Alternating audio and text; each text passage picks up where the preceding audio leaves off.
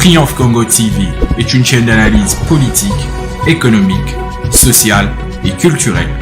Congolais de partout, aimez votre chaîne, abonnez-vous, likez et activez la notification. Vous voulez la bonne information? Triomphe TV.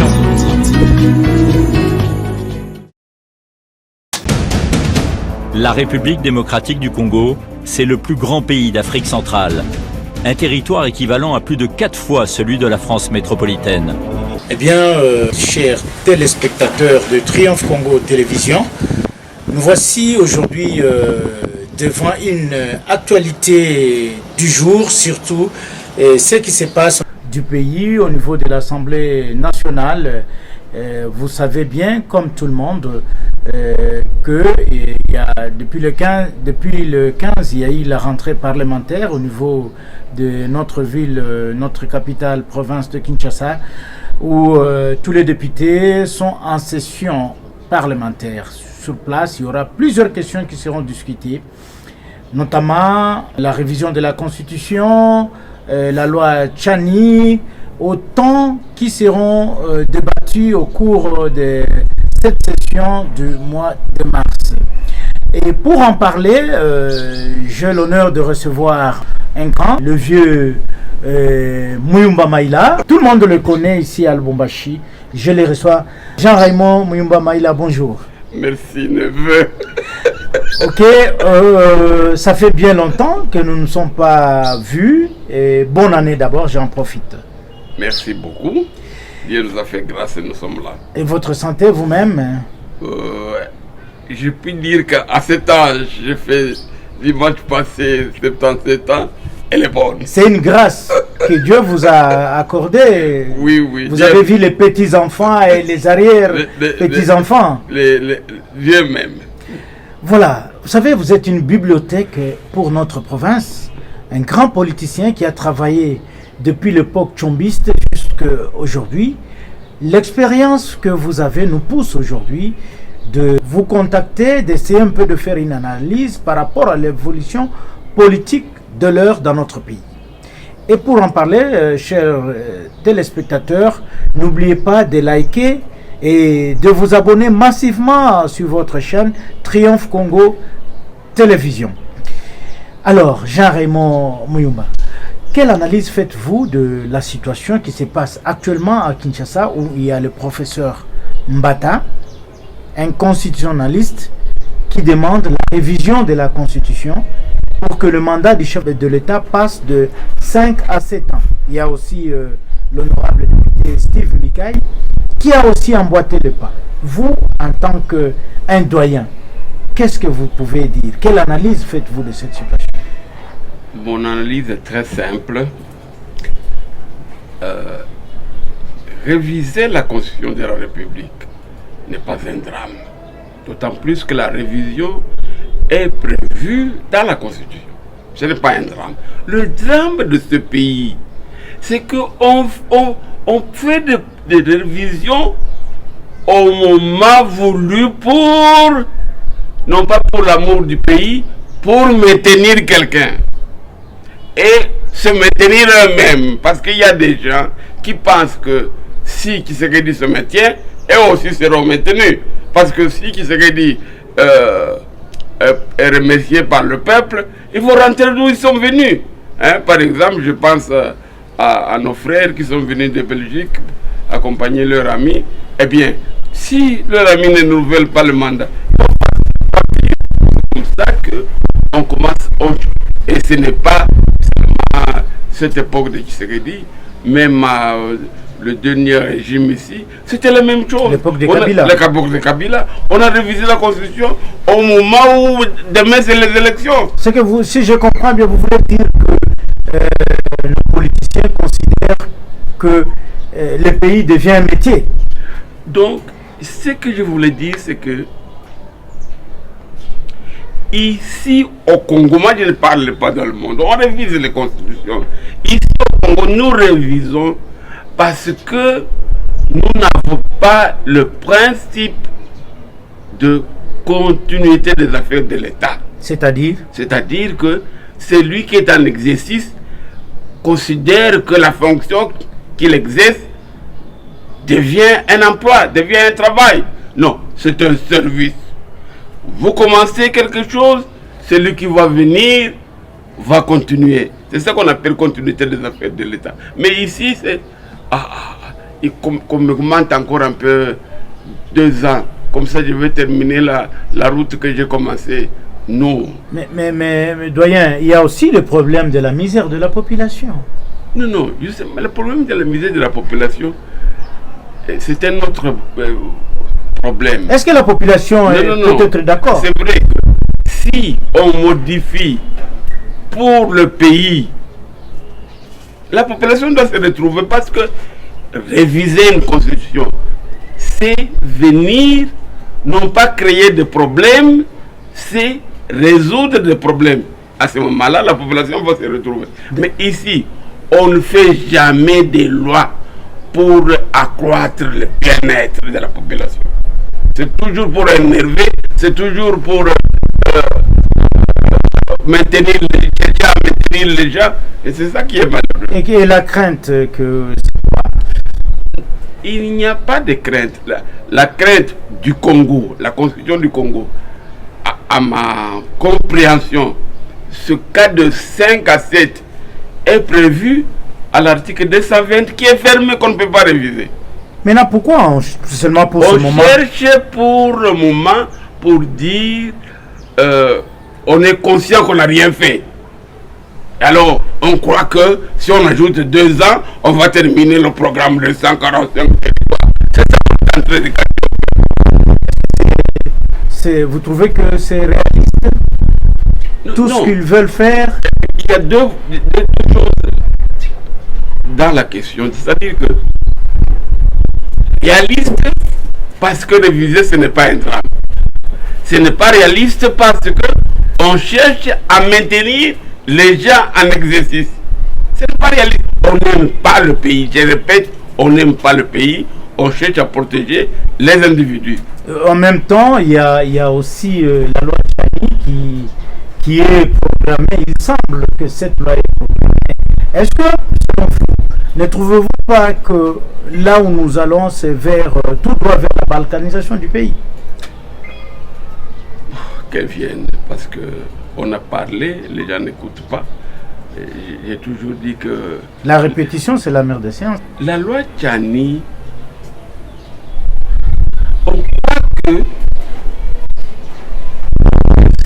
la cible c'est Moïse Katumbi.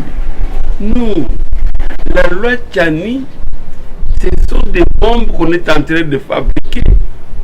Des bombes à retardement pour la nation. Comment ça? C'est-à-dire, on fait semblant qu'au Katanga, nous avons des enfants nés des Zambiennes, nés de ceci, nés de cela, nés de Blancs, nés de Belges, nés à Kisangani, des enfants nés de Soudanaises, de Ougandaises, de ceci et cela, des enfants nés de Angolaises.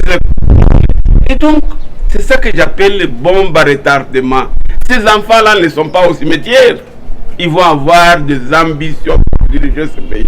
Et à ce moment-là, quand ils vont se trouver en difficulté à cause de cette loi de Tchani, eh bien, ça devient des bombes. Ils vont prendre des armes. On oublie que Pemba a pris des armes pour libérer son père. Et les autres là, ils ont pris des armes pour réclamer la nationalité. Et donc il ne faut pas fabriquer des bombes pour détruire ce pays. Et quel conseil vous pouvez donner à tous ces hommes politiques qui croient que la loi Tchani c'est une solution pour écarter les uns au détriment des autres? Non. Ici, je ne veux pas aller par 4 chemins. La loi Tchani, c'est une loi qui n'aime pas le Congo. Donc j'ai toujours dit, on n'aime pas le Congo, on cherche à ce qu'il disparaisse. Cette loi-là, si Dieu nous prête la vie, eh bien, on fera la balkanisation. Et qu'est-ce qu'il faut? Des propositions pour résoudre les problèmes. Kachani est concerné par l'article 220, c'est restreindre le droit de quelqu'un. Il est considéré comme congolais, mais de mère soudanaise. Alors, à un moment, vous dites que non, il faut des pères et mères. Mais vous cherchez quoi? C'est, si je comprends bien, pouvez-vous vous résumer par rapport à l'application de la Constitution et la révision de la Constitution et la loi Tchani? Un conseil. Je commence par la loi Tchani. Si nous aimons ce pays, je crois que c'est une loi, le mot est peut-être fort, une loi à jeter ou à glisser dans les tiroirs. Parce que les gens ne voient pas venir des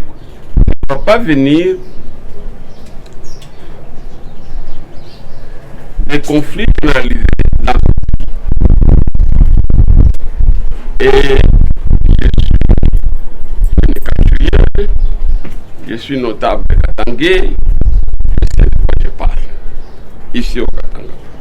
Si vous allez ailleurs, moi, là j'ai peur de bombes à retardement. Et donc, pour le Kachani, le conseil que je donne, c'est de le mettre dans les tiroirs. Oubliez cette loi-là. Et va faire disparaître le Congo.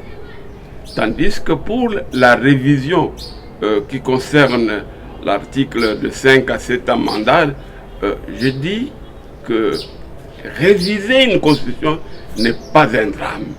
Mais réviser pour maintenir quelqu'un qui est en exercice ou augmenter, n'est-ce pas, des années pour qu'il puisse enfin faire quelque chose, parce que le président actuel est conscient qu'il n'a rien fait pour ce pays. Et alors il demande 2 ans de plus.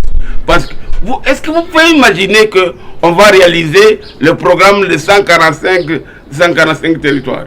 Mais il faut un temps à prolonger pour faire ça. Où est-ce qu'on va réaliser, je ne sais pas, en une année qui reste, même quelques mois qui restent, où est-ce qu'on va réaliser ce programme-là? C'est pour faire quoi? On va construire encore des choses pour qu'un coup de vent détruise ça. Mais il y a aussi quelque chose que je ne vous ai pas demandé. Il y a le président actuel, lorsqu'il était dans l'opposition, l'UDPS avait refusé, avait même combattu la révision de l'article 220 et Kabila n'a pas reçu. Et pourquoi aujourd'hui l'UDPS se tape la poitrine pour réviser la Constitution?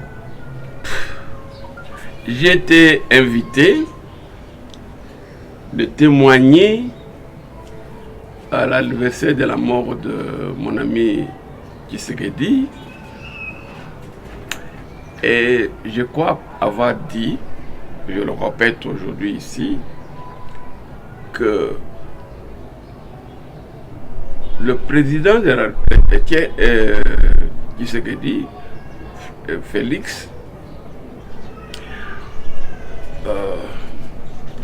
a appris la politique au biberon. C'est-à-dire que je vais expliquer. Au biberon, mais je suis en train de me demander, et il faut que je pose cette question à maman Marthe, si le biberon n'était pas trouvé. On n'a retenu rien. Donc on dit tout simplement, oui, bail de peste, nous tombons bail de peste, oui, celui-là de peste. Qu'est-ce que vous avez retenu de l'IDPS? Quels sont les principes sacrés de l'IDPS? On était venu faire l'opposition pour chanter quoi? Mais quand vous venez, vous le petit-fils de Mobutu, vous faites exactement comme les Mobutu et les Kabila et les autres.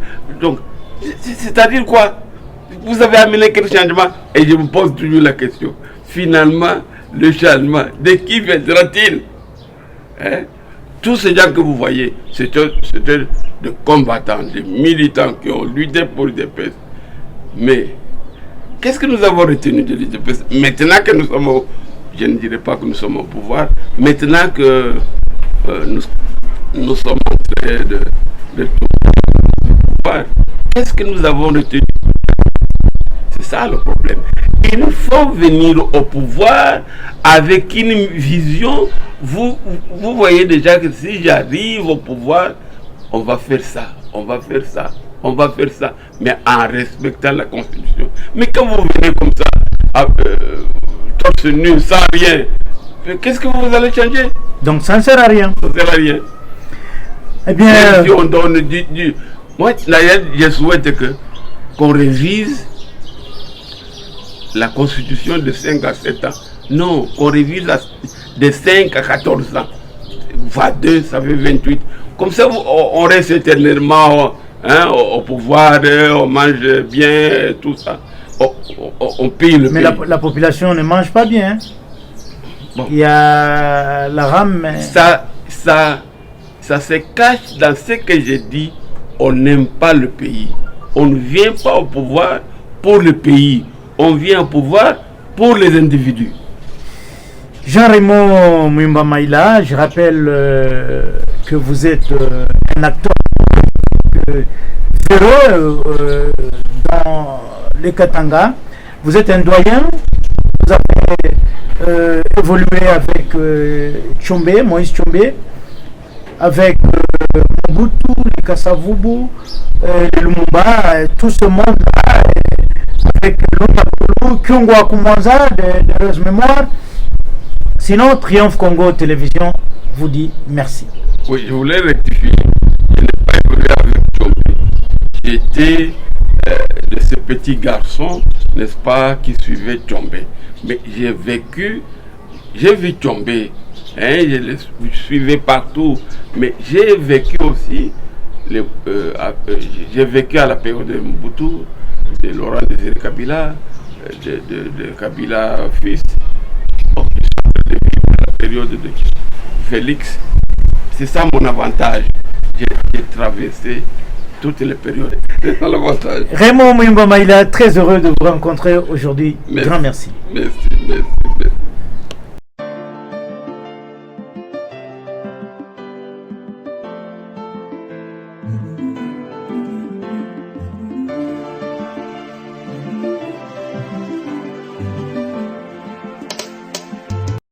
Triomphe Congo TV est une chaîne d'analyse politique, économique, sociale et culturelle. Congolais de partout, aimez votre chaîne, abonnez-vous, likez et activez la notification. Vous voulez la bonne information? Triomphe.